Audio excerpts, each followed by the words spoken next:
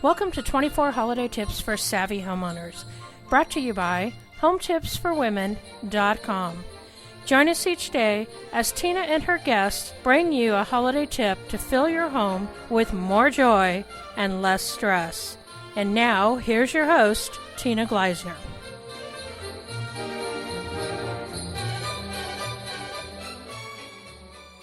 Welcome, everyone. This is Tina Gleisner at Home Tips for Women, and I'm thrilled that you're listening to today's holiday tip because it's a busy time of year. We tend to do too much, and then we don't enjoy the holidays as much as we ought. So I've learned that with a little planning, it can make a big difference, and I recommend 4 Ds. The first one is delegate. There's nothing that says you have to do it all yourself. The second tip is do things together with friends and family. It's a lot more fun, and you'll check more things off your list that way. The third is my favorite. It's okay to drop things off your list. Just because you've done them year after year doesn't mean you have to do them forever. And if you do the first 3 Ds, you're going to free up some time, and that's where you can squeeze in 1 or 2 special activities that are just for you and delight yourself. So I decided to create this series of 24 holiday tips and invited experts from all over the country to share their tips based on their unique experience. And today we have somebody that I've known for a long time, Lisa Bell, and she is an experienced military wife and entrepreneur with a business about solar products. So welcome, Lisa. So glad you could join us today. I'm so glad I could too. Yes, I'd like to start out and ask everybody, just for fun, what's your favorite holiday activity? My favorite holiday activity, hands down, is the lights. I love going to look at all those lights. It just doesn't even matter what's going on in my life. Those will give me peace, quiet, and happiness, at least for the time, and it takes me away. Love them. Mm-hmm. So what are some of the special ones that you've seen over the years? Oh, well, sometimes we'll go to a particular neighborhood. We've just recently moved to North Carolina, and they have a place here. The whole park is just lit up with different themes. You drive through. It's just absolutely gorgeous. We have gone to like charity events. Some people do it for charity. It just anything to do with the lights and just beautiful. Some people even do it on farms. I just find it interesting where people, find places to do these things. It's just I love them. Mhm. So, given that your whole world has revolved around the military, and I know you've moved a lot, and your husband's been deployed, I thought it would be great because there are so many other families that are in the military, if you could share your tips that you've learned over the years for dealing with the holidays. Yeah, it's a stressful time, and it was great when my husband could be home, but we had to think of things to do when he wasn't going to be here because we still had to, do things with the kids. And so I wrote down about 3 tips that I'm going to try and share. If the active duty person is going to be absent at Christmas, Thanksgiving, all those wonderful holidays, don't try to overcompensate. They're at home, okay, because you'll just drive yourself crazy. You're already overloaded doing 2 jobs, and so to add to that, to try and overcompensate for the spouse that's not there, it's really going to add to your stress load. So I would say just don't try to do that. Just do what you can and just be open with the kids, about how you feel about things, and that, just acknowledge that you wish they were there, but you know what? They're not, so we're still going to have a good time anyway. And it just took a whole lot of stress off of me when I finally learned to do that. That's really good, rather than hiding things from the kids, to just really share those feelings, because I bet then they also share more of what they're feeling. Yes, they do. Yes, they do. And so my second tip would be to participate in activities with your military family. A lot of times you're away from your own family, and if you're staying at that duty station, a lot of times the bases will just have things, the commands have different ideas, functions, just to keep the families going. And if you can, try to participate with that, because it helps you to relate on an adult level to people who are going through exactly what you're going through. But when the kids all get together, it helps them to talk to other kids who, they don't feel as odd, that mom or dad's gone, because the other kid's mom or dad is gone too, and, you're just the normal person at those gatherings. And I really felt like it helped my kids a lot. They just didn't feel left out. They, having somebody else to talk to about the same thing that they were going through was good for them. I mean, they would go out and play. They would still be kids, but yet they just seemed to have more fun. So that would be a crucial part of what I would do. And then, let's see. Were there any, Lisa, were there any activities that you got involved with, other military families, that were especially helpful for the kids? Sometimes the activities at the church were, but a lot of times our command, we would get together and just plan to keep us all busy. And if you knew that they were going to be gone for the holidays, a lot of times you could make those plans, like you said, in advance. But to the particular activities, gosh, we would plan to have them go meet Santa, or we would plan a field trip sometimes, go to, just something Christmas related that we could go to with our military family, so to speak. So it kind of covered up a little bit the fact that Dad wasn't there. You just kind of kept them with other people. I like you said, just try to keep busy. Busy, but definitely not overly so. Yeah, just plan those activities in advance, and it's something for you to look forward to too, as well, because you're not having that time to sit around and think, oh no, he's not here, and I wish he was here, because you look back on those traditions.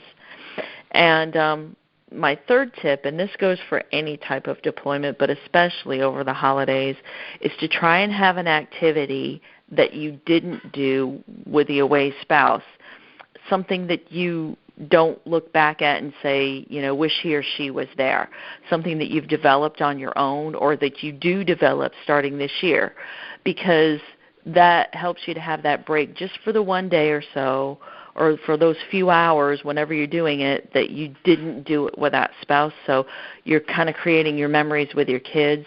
And it's not to be mean. It's just to have a safe place to go to where you just don't miss that person for that amount of time. Does that make any sense? Yeah, and I'd love to hear what tradition you created with your kids. Gosh, I think we just did some crafts, some things that my husband didn't particularly enjoy. We did, I'd get the supplies, and, sometimes we would just take a shopping trip, trying to think the different duty stations, because sometimes we lived where it was snow, so we would go to the mountains, and we had done that some with him, but, I just tried to make it a special day so it wasn't particularly attached. But when we lived in the South, we would go do the more outdoorsy things, field trips, things like that, just stuff that we hadn't done with him. And then when he came back, of course, we all had our special family activities that we would do together. But it was just a way for us all to have an activity that we did together without saying, wish Dad was here, wish, things were different. Because, it takes months. For us, it was usually 2 to 3 months, but I know families who have had missing service members, well, not missing, but away service members for sometimes 9 months to a year, and it gets really rough on the, mental thing, the mental part. But the holidays are just really, really, really tough when it happens, just because, it's like, oh, gosh, you feel like, will it finally be over? When, and so if you have those distractions that you didn't do with that person, then, that's just your thing and you can go and enjoy it. And then, in the few hours you come back or whatever, then, you're back to saying, okay, it's life as normal. But, it's just that little bit of time away just really kind of helps you regroup. Mm-hmm. Does that make sense? Yeah. I mean, it's just, and what I picked up on at the very end there was time away. So it's almost like a lot of times it sounded like from the things you listed that it's good to get out of the house, to get away from the things that remind you of your spouse that's missing. And so why the shopping in the mountains and getting outdoors, it makes it easier to just forget for a few hours. Yeah, it just gives you that mental break, and you can all have a good time. You take the pictures, and you say, here's what we're going to send to Dad or Mom or whoever. But that little bit of space, just that you didn't do with them, that little bit of that place that you went, and it doesn't have to cost a lot. Sometimes it's a favorite park that maybe, the spouse doesn't particularly enjoy or they don't get into, but the rest of the family does.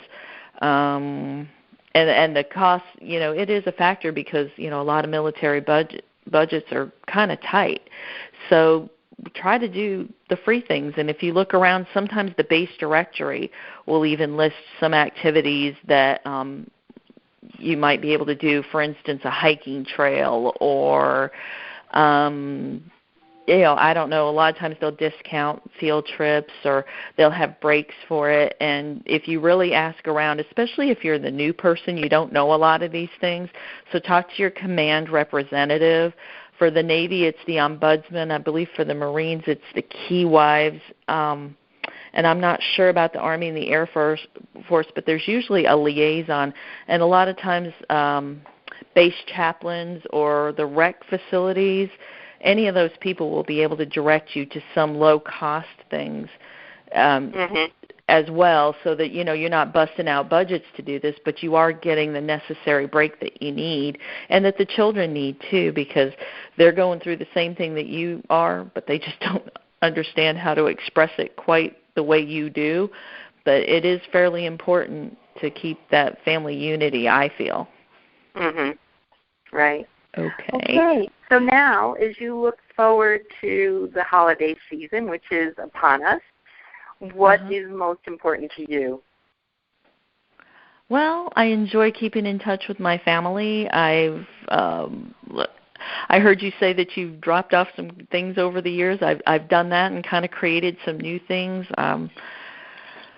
What do I look forward to most? Because I'm new in another neighborhood. So I look forward to getting to know the people around me, and the holidays are a really great time to do that because a lot of people are out more than normal, and they're trying to also remember to take those little breaks. So while I'm at those light displays or while I'm seeing the extra people coming out, I try to remember to give them a little extra greeting, which is something that I like to do. So I guess that would be my favorite thing. Like, we're looking forward to a new experience. So new experiences and new friends. Exactly. Love it.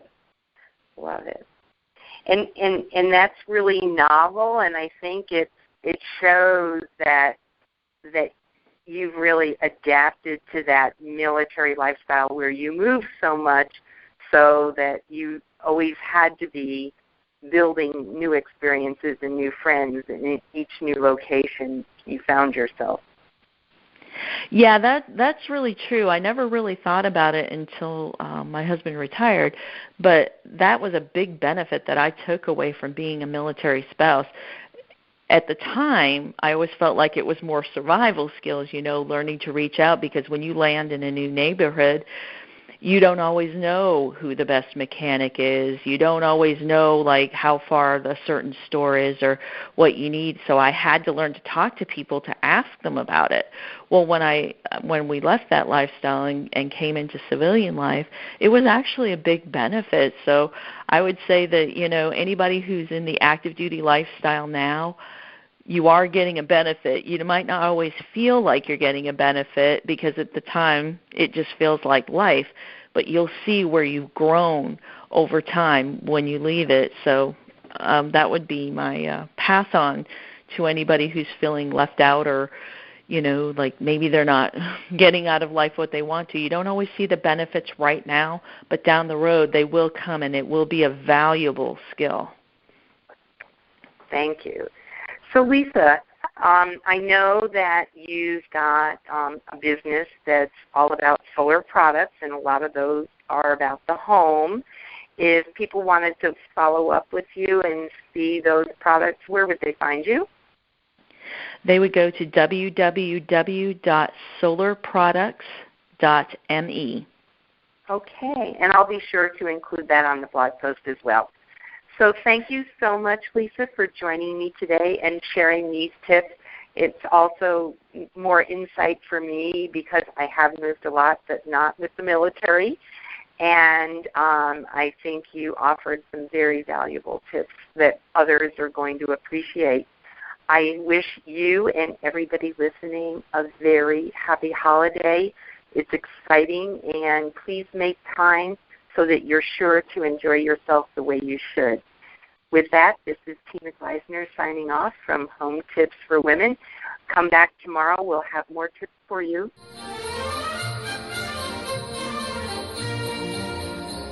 Thank you for joining us today, and we invite you back tomorrow for another Savvy Holiday Tip. Be sure to grab your free gift at SavvyHolidayTips.com.